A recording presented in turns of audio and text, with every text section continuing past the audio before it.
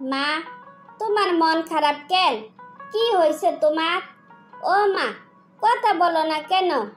তুমি যে চুপ করে রইছ, আমার কিন্তু একদমই ভাল লাগতেছে না। কিছু একটা তো বলবা। কিছু বলার থাকলে তো আমি বলতাম। যেদিকে যাই সেদিকে দেখি সবাই সবার মতো করে ব্যস্ত। কারোর সাথে যে মন খুলে একটু কথা বলবো, আমার কিন্তু সেই সুযোগও নাই। কেউ তোমার সাথে কথা বললে বলক, না বললে নাই। আমি তো আছি। আমার সাথে তুমি মন খুলে কথা বলবা। কি এবার তো খুশি? তোমারে পেয়ে তো আমি খুব খুশি। ছেলের বউ হিসাবে তুমি আমার যে কেয়ার করো তার কোনো তুলনাই হয় না। কিন্তু ওরা তো আমার ছেলে মেয়ে, সেই হিসাবে ওরা কি আমার একটু সময় দিব না? এত কষ্ট করে সবাইকে একসাথে করলাম, তারপরেও যদি তোমার একটু সময় না দেয়, তাইলে কেমনটা লাগে বলো তো? থাক, যে যেভাবে ভালো থাকতে চায় তারে সেইভাবে রাখা ভালো। কি কি কাজ করা লাগবো আমারে বলো, আমি সব কাজ করে দিব। আর তুমি সবার সাথে সময় কাটাও, এনজয় করো। মা, তুমি কি যে বলো? মোবাইল নিয়ে সারাক্ষণ পড়ে থাকা আমার একদমই ভাল লাগে না। আমি যে সংসারে কাজ করি, মাঝে মাঝে তোমার সাথে গল্প করি, সেটাই আমার কাছে অনেক ভালো লাগে।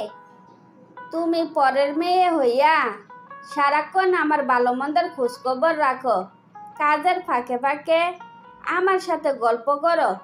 আর ওরা আমার আপন ছেলে মেয়ে হইয়া আমার কোনো খোঁজখবরে রাখে না। তুমি 2টা দিন ধৈর্য ধরে থাকো, দেখবা তোমার ছেলে মেয়েরা সারাক্ষণ কিভাবে তোমার আশেপাশে ঘুরঘুর করে। চা করছি, বাবারে নিয়ে খাইয়া নাও।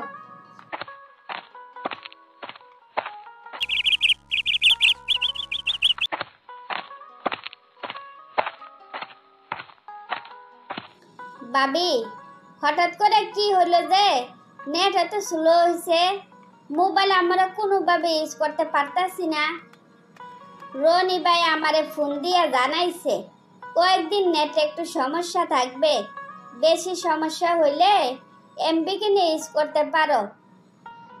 এমবি কিনবো না, যা কয়েকদিন থাকি তোমাদের সাথে গল্প গুজব করে টাইম পাস করব। তুমি চাইলে শুধু গল্প না, তোমার যত পছন্দের খাবার আছে আমার সাথে শেয়ার করতে পারো। তোমার পছন্দের খাবার আমি তৈরি করে খাওয়াবো। কি খাবে না? ভাবি, তুমি ভালো কথাই মনে করছো। ছোটবেলা মা কত রকমের পিঠা বানাইতো, কত রকমের রান্না করে মা আমরারে খাওয়াইতো। মায়ের হাতে রান্না খাইতে খুব মনে চাইতেছে। কোনো ব্যাপার না, আমি এক্ষুনি মারে নিয়া তোমাদের পছন্দের খাবার রান্না করতেছি। মাহির মা, কি ব্যাপার তোমাদের বাড়িতে এত হইচই? গত 15 বছরে তো তোমাদের বাড়িতে এত হইচই কোনোদিন দেখি নাই। আমার সব ছেলে মেয়ে নাতি নাতনি বাড়িতে আসছে তো, তাই বাড়িটা একেবারে বিয়ে বাড়ির মতো লাগতাছে। আমি তো তাই দেখতাছি, সবার হইচই দেখা আমার খুব ভালো লাগতাছে। কিন্তু আমার ছেলে মেয়েরা আর নাতি নাতনিরা যদি আসে, সবাই মোবাইল টিভি নিয়ে সারাক্ষণ ব্যস্ত থাকে, কেউ কারোর সাথে ভালো করে কথাও বলে না। চাচি, আমরা সবাইও আপনার পরিবারের মতো ছিলাম। বাবির কারণে আমরা সবাই পাল্টাইয়া গেছি। এখন আমরা মোবাইল টিভি ওইভাবে কেউ দেখি না, সবাই জমিয়ে আড্ডা করি। খুব ভালো লাগে আমাদের। তোমরা তো শেষ পর্যন্ত পাল্টাইছো, তাই তোমার মা খুব খুশিতে আছে। কিন্তু আমার মনে হয় না তোমাদের মতো হাসি খুশি আমার পরিবারে কোনোদিন আমি দেখব। চাচি, টেনশন নিয়েন না। আগামীকাল সবাইকে নিয়ে আমাদের বাড়িতে আসেন। আমাদেরকে দেখলে দেখবেন সবাই কেমন করে পাল্টাইয়া যায়। যা আপনি কখনো কল্পনাও করতে পারবেন না। বৌমা, তোমার কথাই সত্যি। আমার 3 বউ মিলে রান্না বান্না, খাওয়া দাওয়া, গল্প গুজব এমনভাবে করে যা দেখে আমার পরানটা জুড়াইয়া গেছে।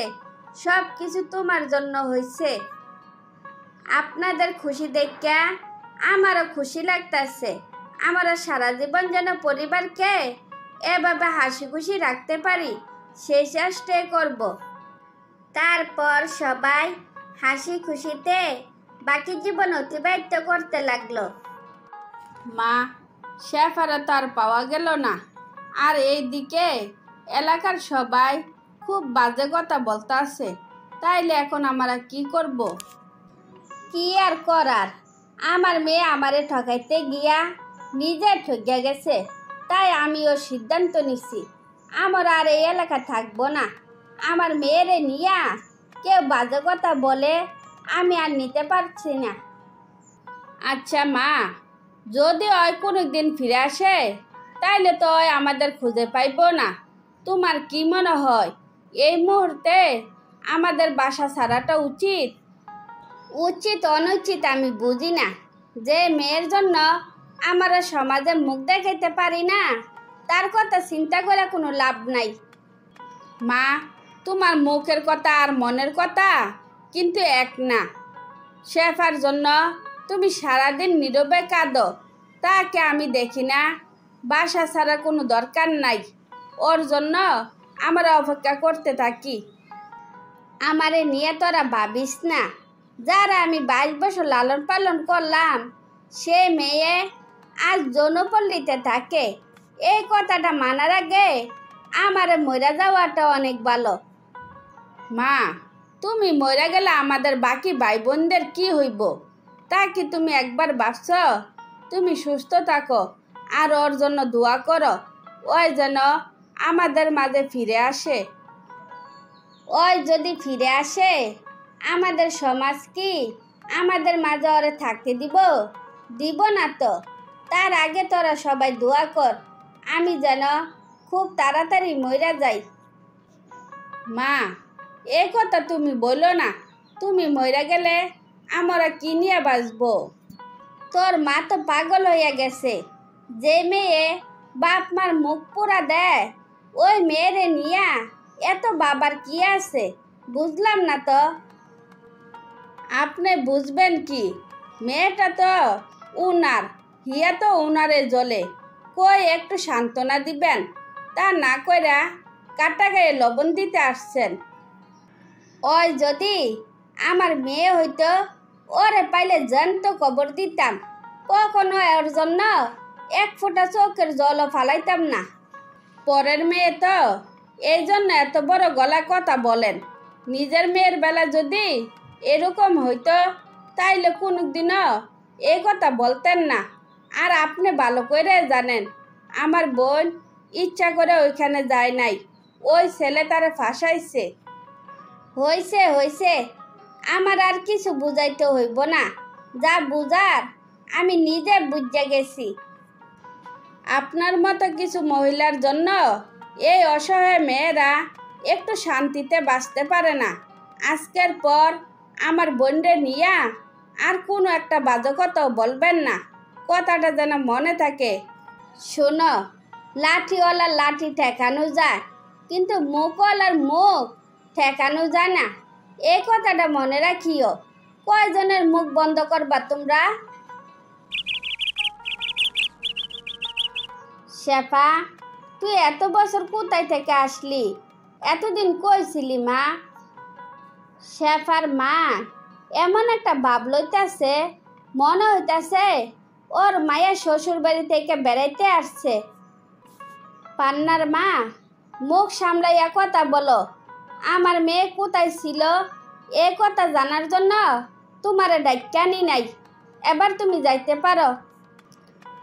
আমি যাব ঠিকই, তুমি আমার অপমান করছো না। তোমরারে কেমনে আমি এলাকা ছাড়া করি বাকিটা আর বললাম না। যাও যাও, আমার মাইয়া ফিরে আসছে। এলাকাবাসীরে মাইকিং করে শোনাও, তাতে আমার যায় আসে না। মা, আমার মনে হয় আমাদের গ্রামে চলে যাওয়াতে উচিত। পাড়াপড়শি কান কথা আমাদের ভাল লাগতেছে না। যে যা পারে তা বইলে বেড়াইতেছে, এখানে থাকা কোনোভাবে সম্ভব না। পান্নার মা, তোরার জন্য আমি আমার মেয়েরে পাইয়াও হারাইয়া ফেলাইছি। তোরার জন্য আমার মাইয়া আত্মহত্যা করছে না, তোরার বিচার উপরওয়ালা একদিন করব। মা চলো, অ্যাম্বুলেন্স আইসা গেছে, লাশ নিয়া তাড়াতাড়ি গ্রামে যাইতে হইব। এখানে আর কারোর সাথে কথা বলা লাগবো না। তারপর সন্তানকে হারিয়ে মা দিশাহারা হয়ে পড়ে।